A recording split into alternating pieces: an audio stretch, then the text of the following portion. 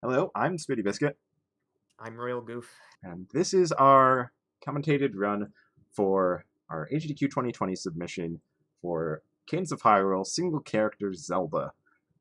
Um, as a reminder, for the single character mode runs, we highly recommend that if you accept this, you accept it as a donation war between the other single character mode runs, single character Link and single character Cadence.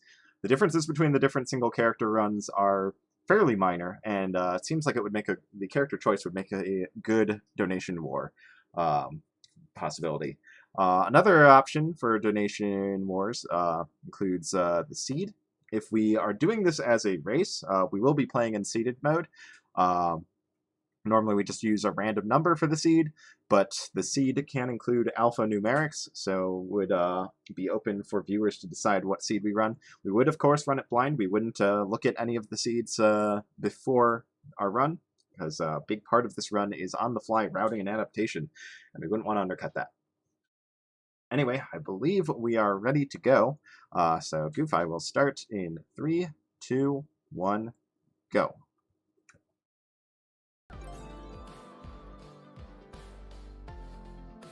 Alright, so Zelda is a little different, starts a little different from Cadence and Link, because they start at Link's house. Zelda actually starts in Hyrule Castle, which is around the middle of the minimap.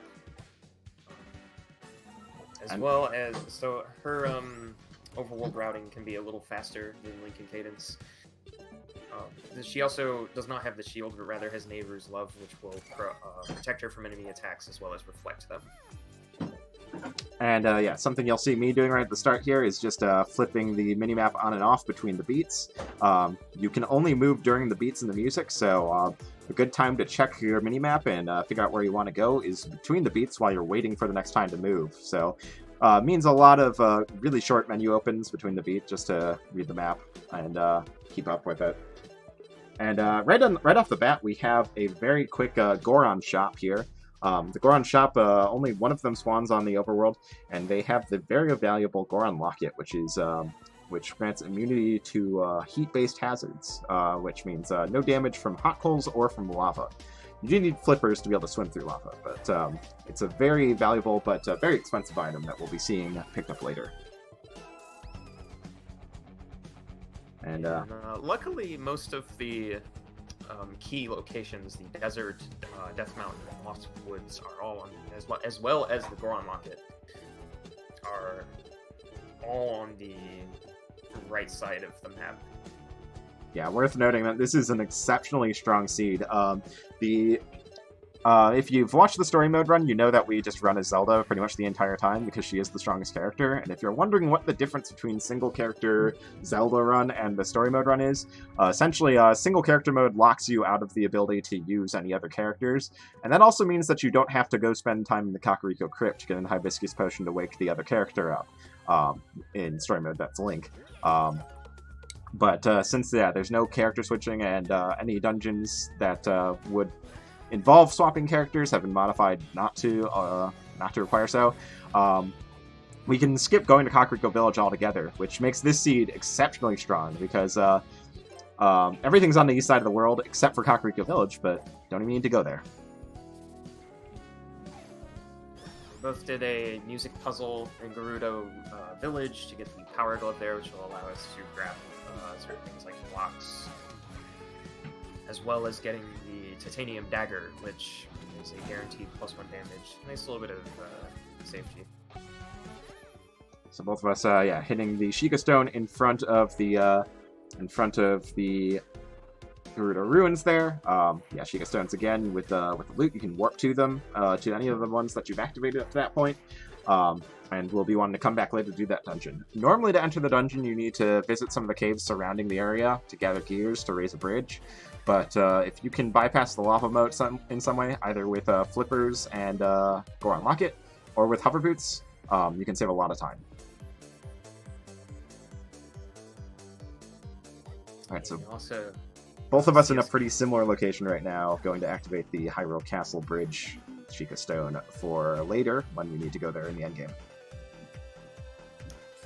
Usually, we kill all the enemies here. You'll see Spooty do it, actually. I decide not to, because usually the reason why I do this is because usually Kakariko will be on the left, or get to dungeons on the left side of the map, and I'll usually backtrack and want to move at a fixed beat when I do.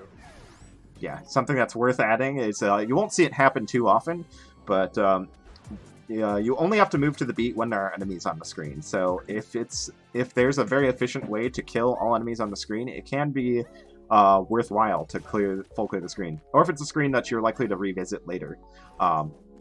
Clearing all the enemies that you can move at any speed you want can save you some time in the long run. But only if it's a fairly efficient way to kill. I picked up a glass broadsword there, and then promptly broke it.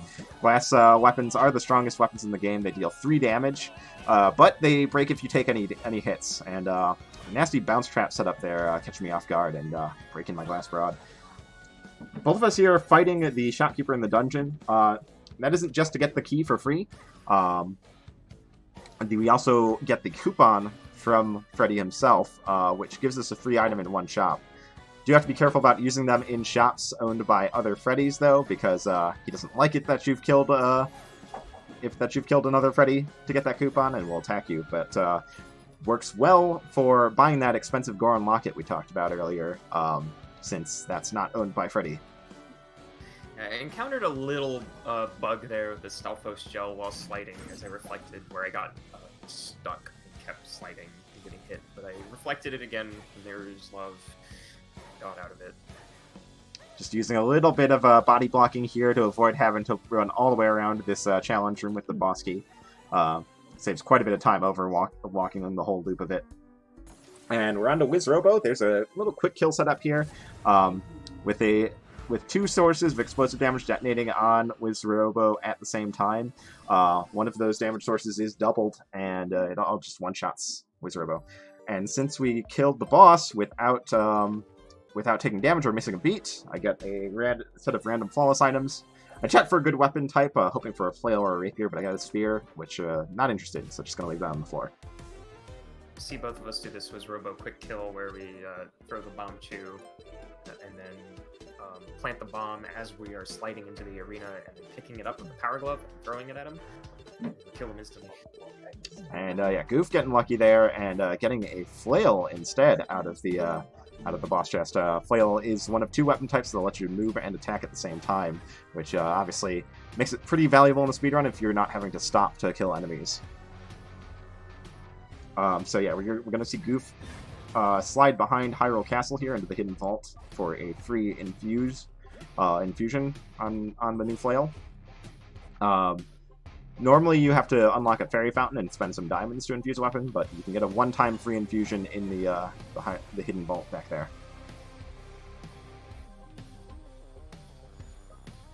So coming up on the Temple of Storms here, there's a little bit of a trick you can do here with some clever uses of bomb boosts to get the exact right positioning to throw that pot onto the button. That allows you to skip the first floor. Every one of the 4 instrument dungeons first floor can be skipped with some clever use of items. Yeah, I also used a bomb boost to skip the wind turbines on Death Mountain, pushing myself up to a higher elevation, and skipping, getting to the Temple of Storms quicker and not having to do Death Mountain. And yeah, I swap over to a Ring of Courage at the start of this dungeon. Courage, whenever you get a kill with your weapon, gives you invincibility and causes you to move forward. Good substitute for having having one of those move attack weapons. Kind of turns every weapon into a move attack weapon. Although it's worth noting that if you stack it with the rapier or the flail, you actually can move twice in one turn. So you can move very fast with that combination. After taking care of that little arena of enemies to get the key, I took a wall master that was in one of the walls. When you get grabbed by those, and they will teleport you to a random space. That one was not good. It ended up teleporting me back to the beginning of the dungeon. Alright, so get another flawless victory here, and pick up a base flail, which I'll now be going to the Hyrule Castle Vault with to infuse. Goof went for an Obsidian Flail. With his Obsidian Flails do a variable amount of damage, anywhere from 1 to 3, depending on what your current multiplier chain is at. You build multiplier by not dropping any beats and by getting consecutive kills without taking any damage yourself. I go for Titanium though, which is just a solid 2 damage, regardless of multiplier. So as long as Goof can avoid taking damage or skipping beats, that Obsidian Flail will be better, but I just thought for the safe route there. Flail can be a little bit tricky to use at times, because it can only hit one enemy at a time, and sometimes it doesn't hit the enemy you're expecting, and that can result in you taking damage. You actually see a little bit of route divergence again here, where I decide to go for Lost Swamp third, while Spoody does Gerudo Ruins third. Yeah, there is no set order for dungeons of the first 4. You can do them in any order. It is worth noting, though, that whichever 2 you do first will have a slightly easier boss fight, and the later 2 will have a boss fight with additional health and more damage output. So you have to be careful of that. So get the boss there and pick up a Glass Flail. You'll see me get the last 2 keys in this dungeon, as well as I skip the first floor in the lobby there by picking up that block and throwing it on the switch.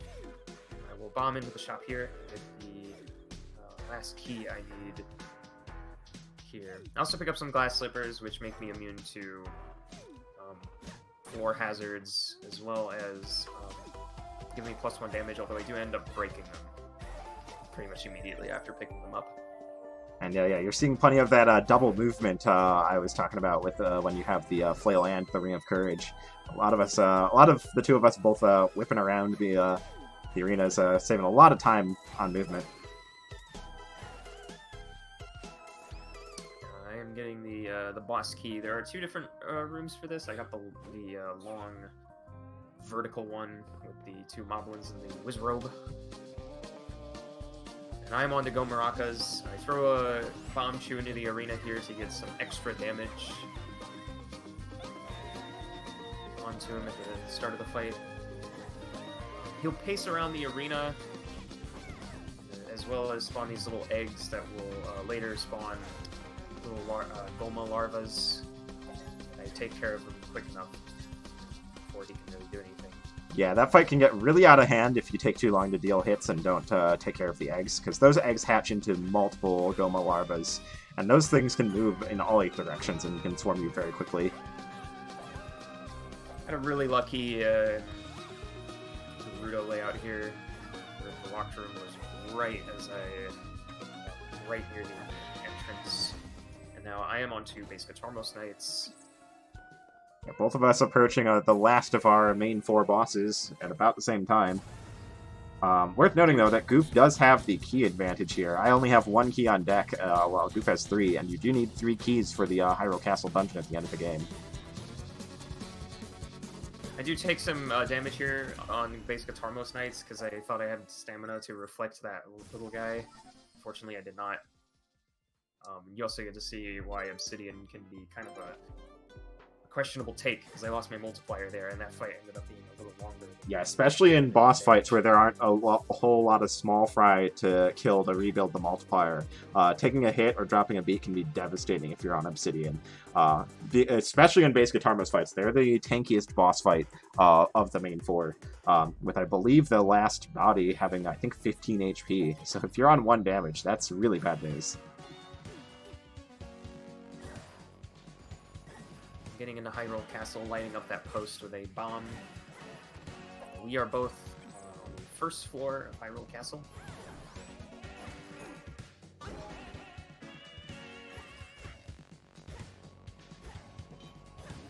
And since we have 3 keys, we are able to just go straight to the mini boss rooms like so. And yeah, since I didn't have the 3 keys, I get kind of lucky there. And there's just an extra key sitting out there. Be able to just pick that up on my way into the shop for another one, and just go up to 3 keys. And now I'm all set for keys. do finally break that glass back there, and contemplate switching over to glass again, but decide I want to save it for the boss fight.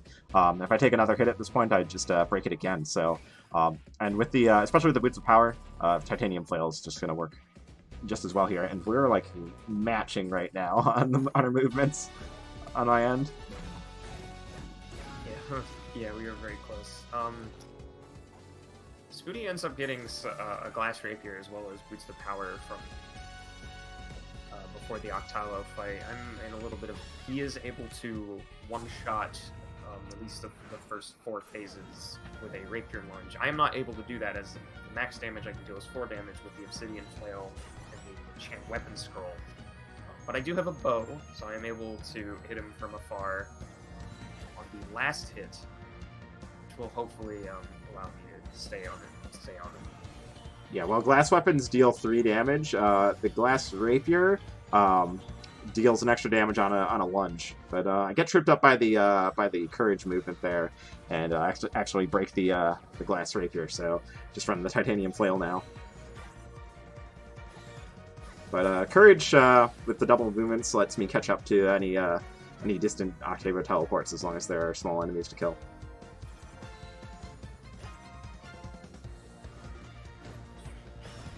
And just finishing off with a bomb throw there as I move on to the final dungeon of the game, Future Hyrule. Goof not too far behind. Too far behind. Had a little bit of a bad last teleport there, but yeah, I am trailing right behind him. And yeah, this is a very, very strong pace. Like we mentioned at the start of the run, unusually good overworld map with the all of the necessary dungeons just being clustered on the right side, and not even having to touch the western side of the overworld at all. Has really let us run this pretty aggressively. So, Future Hyrule is 4 floors, all with all just a big mishmash of all the previous dungeons, with pretty big swarms. So it can be pretty tough to push through. But making good use of that Ring of Courage to just shove through the swarm here.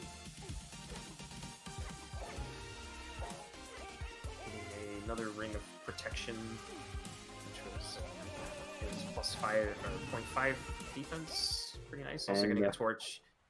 Getting pretty lucky on those layouts. Pretty close by exit rooms. Exit rooms in Future Hyrule dungeons can be very far from the start, but we get a lot of close ones, making for some fast floors. And we're on to the Ganon fight. One of the trickier parts of the run. The intended method to fight him is for you to free one of the characters, bring his shield down with one character, and then attack with another character to damage him. But you can do it with single characters by planting a bomb in advance, and bombs conveniently also deal double damage to Ganon. So bombs are very valuable in this fight, and you want to try and set up good bomb hits if you can. I managed to get 2 in there in the first phase. Still have 3 more to go, so go for a second one. Try and go for a second one here. And yeah, I have a very smooth Ganon fight.